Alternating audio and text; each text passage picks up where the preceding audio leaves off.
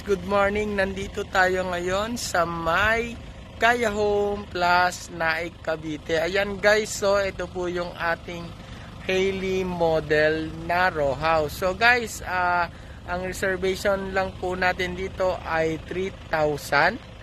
Tapos ang down payment po natin payable po ng 9 to 15 months. So guys, ang monthly amortization po natin dito sa loob po ng 30 years ay 4,000. So guys, ano pa ba ang hinihintay natin? Napakamura lang po ng Kaya Home Plus Naik. Ito po yung Hailey model row house. Ito guys, so dito po itatayo yan guys. Ayan guys, so napakaganda po ng location.